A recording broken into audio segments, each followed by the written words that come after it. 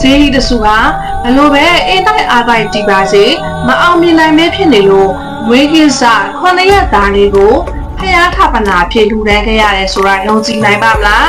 ဒါဟာကြားရကိုပေါင်းကိုတုံလုံးချုပ်ချစေသလိုမိခင်တယောက်ရဲ့ရင်နာစရာဆုံးလုံးမှုတစ်ခုလည်းဖြစ်ပါတယ်ဒီနေ့မှာတော့မြန်မာနိုင်ငံမွန်ပြည်နယ်ဘလူးကျွန်းချောင်းစုံမြို့နယ်ဘက်မှာရှိတဲ့ဗတ်တရားကအောင်တော်မူဖျားနဲ့ပတ်သက်ပြီးလူကြီးတွေလက်စစ်ကပြောပြခဲ့တဲ့ထူးဆန်းတဲ့ဖြစ်ရမှန်အကြောင်းကိုတင်ဆက်ပေးသွားမှာပါဒီကြောင်းဓာတ်တွေကသမိုင်းအထောက်အထားတွေထက်ဒေသခံတွေရဲ့ကိုတွေ့ပြောစကားတွေနဲ့ဒေသနာရာဇဝင်တစ်ခုဖြစ်ပါတယ်လွန်ခဲ့တဲ့နှစ်ပေါင်းများစွာကတော့အဲ့ဒီရွာမှာဈေးတဆိုးတီထားပို့ဝယ်ဖို့စ조사ခဲ့ကြတယ်။ဒါပေမဲ့ထူးဆန်းတာကဘလို့ပဲအင်းတိုက်အားတိုက်တီးပါစေဈေးကအောင်မြောင်တီးလို့မရဘဲနဲ့အမြဲတမ်းပြိုကျတာစောင်းတာတွေခဏခဏဖြစ်နေခဲ့တယ်။အဲ့ဒီလိုနဲ့တညမှာတော့ကျောင်းနိုင်ဆရာတော်ရဲ့အိမ်မက်ထဲမှာ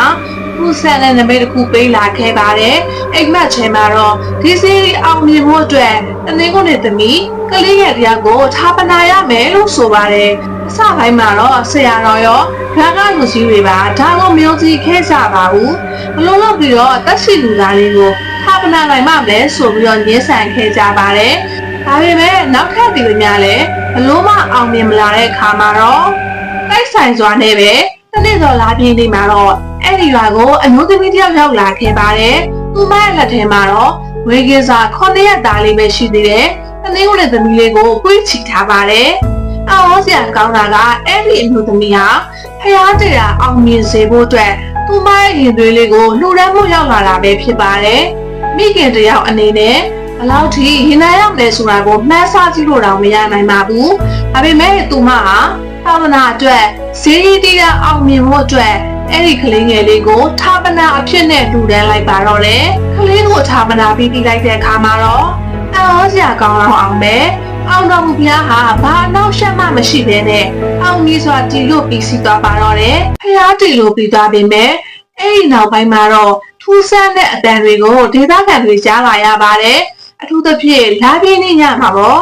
ဖျားပေါ်မှာကလေးတယောက်ပြေးစော့နေတဲ့အတန်တွေကလေးငိုတန်တွေကိုဖျားသားကအိမ်နာချင်းတွေနဲ့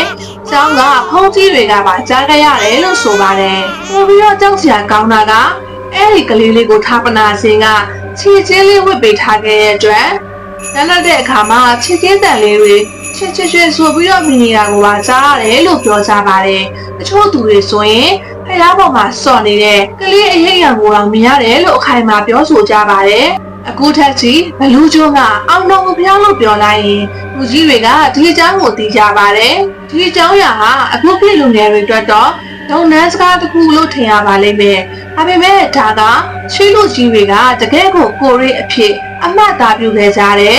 ဒေသနာသမိုင်းတစ်ခုပါ။အခုချိန်မှာတော့အောင်တော်မူဖျားဟာလည်းအလူစုံမှာအေဂျင့်စွာတည်ရှိနေစေဖြစ်ပါတယ်။ဘုံတော်ဘာသာရှုထောက်ကနေရှိရင်တော့တရှိတဲ့တော်ကိုတက်ဖြတ်ပြီးတော့ထားပနာတာဟာအင်မတန်အကုသိုလ်ကြီးရဲ့လုပ်ရဖြစ်လို့တကယ်တာဝနာပြုမေကောင်းမင်းမြတ်တွေနဲ့ဆရာတော်ကြီးတွေကတော့ဘာကိုပြုမှာမဟုတ်ပါဘူး။ဒါပေမဲ့ရှင်းခါတော့ကနတ်ကိုကွယ်မှုနဲ့ရိုးရယုံကြည်မှုအားကောင်းတဲ့ဒေသတွေမှာတော့ဒီလိုမျိုးထူးဆန်းတဲ့အစီအမံတွေရှိခဲ့မှုတယ်လို့အဆိုရှိပါတယ်။အရင်ခေတ်တွေတုန်းကအစအုပ်ကြီးတွေနန်းတော်တွေကံတွေနဲ့ဖျားစီတွေတည်တဲ့အခါမျိုးဆောင်ဖျားဆောင်အဖြစ်လူကိုထာပနာခဲ့တဲ့ဆိုတဲ့မျိုးကွယ်ဒါမှမဟုတ်လူထာပနာအယူဆတွေရှိခဲ့ပူပါတယ်အထူးသဖြင့်ဘလုံးဝတီလို့မရတဲ့အခါမျိုးမှာမြန်မာတွေကအလူခံနေဆိုတဲ့အယူနဲ့လှုပ်ဆောင်ခဲ့ရတာမျိုးတပတ်မှတ်တဲ့အချို့မှရှိပါတယ်ဒီလိုဆိုလိုမှုတွေထူးဆန်းတဲ့အယူဆတွေနဲ့ပတ်သက်ပြီးတော့မိတ်ဆွေတို့ရောဘယ်လိုထင်ကြလဲရှင်ကိုယ်တိုင်ရောအဲ့ဒီဘက်ကိုရောက်ပြီးတာဒါမှမဟုတ်တခြားထူးဆန်းတဲ့ဖျားသမိုင်းတွေသိထားရှိသေးလား